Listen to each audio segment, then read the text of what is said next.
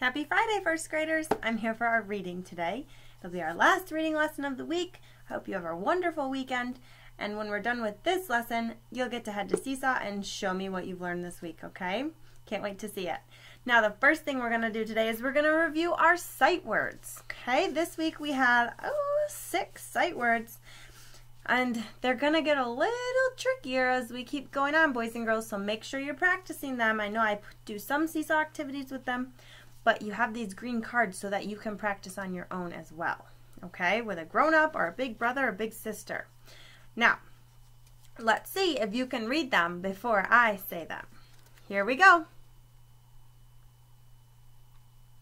From, blue, help, get, good job, use, little. Okay, that was all of them.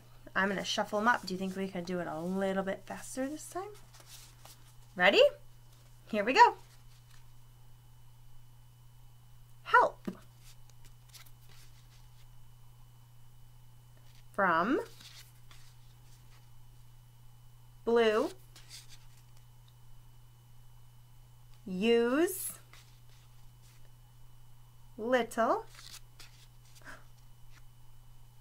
get. All right, let's do it one more time through. Here we go. Help, from, blue, use, little, get. Awesome work.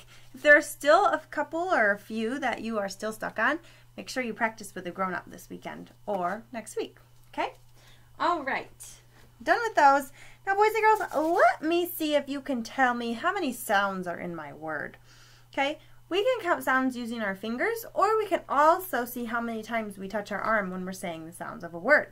So let me give you a word, for example. What if I gave you the word fix? Okay, let's see how many sounds. Fix, fix. 3 sounds in fix. So you'll show me on your fingers how many sounds you hear, and then I'll show you on my fingers how many sounds you should have heard. All right, here we go. My first word for you is tell. T-L, T-L. Show me on your fingers. See if yours match mine.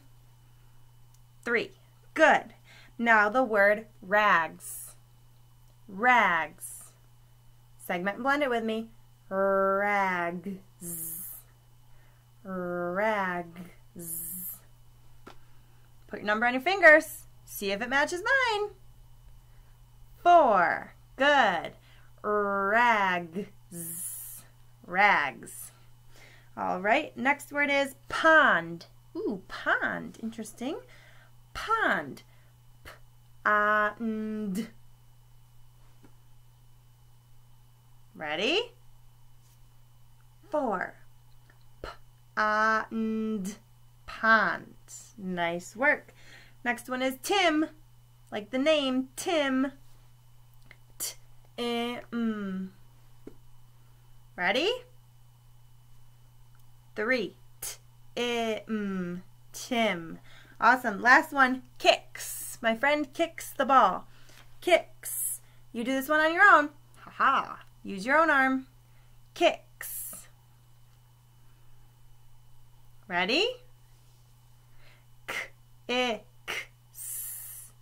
4. K-I-K-S. Kicks. Awesome work. All right, boys and girls. The last thing we're going to talk today about is sentences. Okay? Sentences can be tricky. There are short sentences. There are long sentences. There are easy sentences, there are tough sentences, but a sentence always represents a complete thought, okay? Now here's one way to help when you're writing sentences. You have to think of 2 parts, a naming part and a telling part.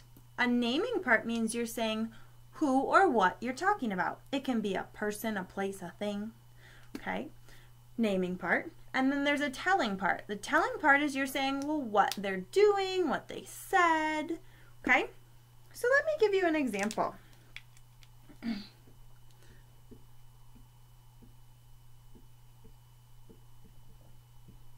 This is a pretty short sentence. It says, Dad eats dinner. Okay? Dad eats dinner. I should have two parts to my sentence, a naming part and a telling part. Dad eats dinner is a complete thought. Okay? Now, what word do you think is my naming part? Who or what are we talking about? Let me get my blue for my naming part. It is Dad. Dad is my naming part. And I'm going to circle my telling part. What is Dad doing? Telling what he's doing. Dad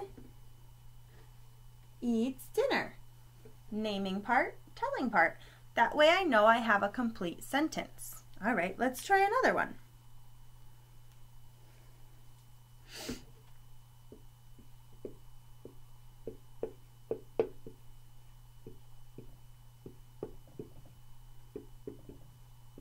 Can you read any words in my sentence? You can read it with me. The pig rolls in mud. Okay, you read it with me again. The pig rolls in mud. Okay, do you hear a part of the sentence that is naming who or what we're talking about? What part of the sentence tells who or what we're talking about? What words? If you said the pig, you're right. The pig is the thing we are talking about. What is the telling part? What is the pig doing? The pig rolls in mud, right? That's what the pig is doing. We have a naming part and a telling part. Cool. Let's try one more. I'll erase my board so I have some more room. Actually, watch this. Just flip it around. All right. Let's do one more.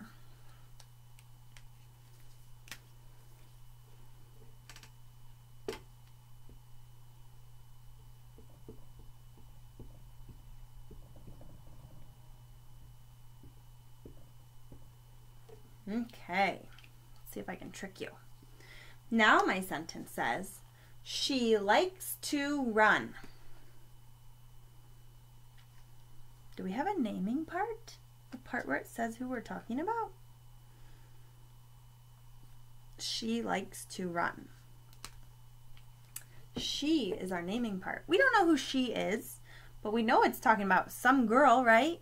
She is the naming part. Now the telling part. What are they telling us about she? They're telling us that she enjoys running, right? She likes to run. Likes to run is the telling part. Now, boys and girls, keep in mind, if you ever took just the naming part or just the telling part and put them by themselves in a sentence, they wouldn't make sense. If your sentence only said she, you'd be like, she, huh? Right? It wouldn't make sense. If you didn't have she and all it said was likes to run, you'd be like, whoa, what likes to run? Who likes to run? That's not complete thought, right? Let's look at these sentences again. If somebody came up to you and just said, the pig, you'd be like, what about the pig? I don't know, right? The pig by itself does not make sense. It needs its naming part, rolls in the mud, to make sense. The pig rolls in the mud. That makes sense. Then I know the pig likes to roll in the mud. Okay? If I just came up to you and said, rolls in the mud, you'd be like, huh? What? I don't know, Mrs. Garrison. I'd be like, I don't know either. That's not a complete sentence. Okay? So this is a good thing to keep in mind. This is super helpful when we're writing too. When we're writing a sentence, we always want to make sure we have a naming part and a telling part. All right, boys and girls? I will see you for reading again next week. If you have any more work to finish today, you'll need to do your Seesaw activity for reading first. And then good luck finishing up the rest. I hope you have a wonderful weekend, and I'll see you soon.